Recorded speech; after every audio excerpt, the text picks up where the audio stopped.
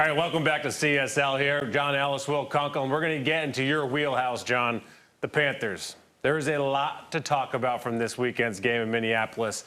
I want everyone at home to take a deep breath, hit your pressure points, give yourself some woosah. I like it. I was Breathe. there. So I had the blessing of seeing this beautiful sight up close and personal. And now the fallout, too much to my surprise, and much to my dismay, frankly, the fallout now has the fans yelling about Phil Snow. So that surprises me because I know fans are fans, so I don't know why it does surprise me. But this defense was supposed to be terrible. They're young. They weren't supposed to be any good. Yet they're allowing 25 points a game. That's 15th best in the NFL. I'm not saying this is a stoutly, studly defense, but they're an above-average defense in the league. Tell me I'm right, please, or tell me I'm wrong. You're smarter than I am. I challenge that. First of all, they are better than I thought they'd be, and here's why. You look back at Sean McDermott's first year as coordinator, 2011. He had the same type of talent base he was working with. A lot of holes, just like Phil Snow's looking at right now. And they did not finish very well. They were last in a lot of categories defensively in 2011. Phil Snow, first year as a defensive coordinator. Look, there's going to be growing pains. There have been injuries. Dante Jackson's been hurt. You know, obviously KK Short went down. That's a huge one because we were expecting Short beside Derek Brown, beside Brian Burns, and that's a setback. You don't have that extra rusher. Zach Kerr, who you see right there, has been tremendous, but you can't replace a KK Short. So they've dealt with some injuries. I like what he's doing, though. Phil Snow, he's getting Jermaine Carter involved. Tahir Whitehead has been substandard all year. We expected that because his film did not look good coming into this season with Detroit, with Oakland. So I think they did the right thing by getting Carter more involved. You know, the three-man rush stuff they talk about late in games, it's easy to pin that on Phil Snow. But at the end of the day, his defense scored 2 defensive touchdowns on the Chinnesota. Jeremy Chin taking 2 to the house, almost unhurt. In fact, I think only one other guy back in the 20s has done this. Some guy named Dippy.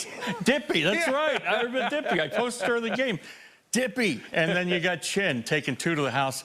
See, yeah, Phil Snow is coaching these guys up right. Give it some time. I would say, you know, very few coordinators get fired their first year with a new regime. So let's give Phil maybe 1 more year before we pass judgment. All right, then you had Matt Rhule. We all know the hurdles he had to jump over again in this season, and it's not lost to anybody. New roster, basically top to bottom. COVID, couldn't meet his team till like months since he's been here. His biggest mistakes in my mind have been clock management, figuring out the semantics of challenging a play at home. Those are all kind of preventable, and they seem kind of silly to me, frankly. But I also think that he has the ear of this team better than any coach has probably had of a 4-8 team ever. That's what it seems like. It reminds me a lot of John Fox's first year in Carolina. The George Seifert era ended very, very slowly and quietly. And it was a team in 2001 that did not perform well down the stretch, and they didn't have the buy-in with their head coach.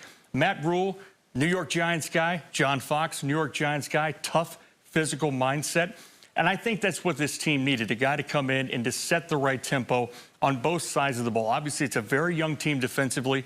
Offensively, they were built to win now, I think, and that's the challenge they have right now with the expectations. You know, look, a lot of folks predicted this team to go maybe 2 wins. They're at 4 now, but they've dropped maybe 4 or 5 they could have won. They could be a playoff team. That's the thing. They're in games. They're actually competing games, and their compete level is super high, but you got to have a really good quarterback down the stretch to win those games. Teddy Bridgewater, he's had some good games. He's had some pretty poor games. He impressed me initially with his play. The last 3 games haven't been all that great. He's got a ton of help around him.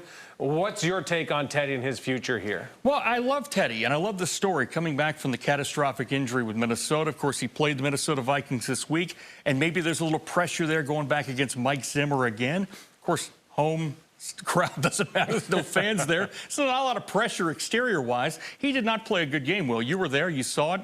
The interception early was not good to Kendricks. And then late in the game, not only earlier in the game where he missed the touchdown on the over route to DJ Moore, but DJ's wide open at the end of the game for basically a game. The throw was so bad that he hurt his receiver. He hurt his receiver. A game-clinching opportunity.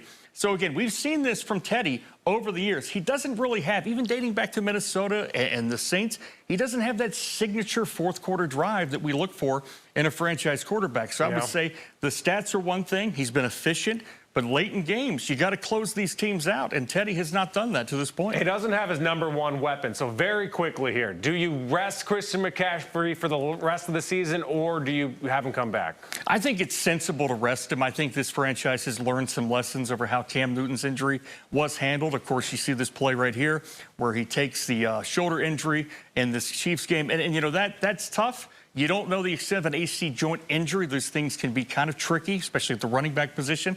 I would take my time with this one because, you know, you're still playing for draft position to a certain extent going into next year.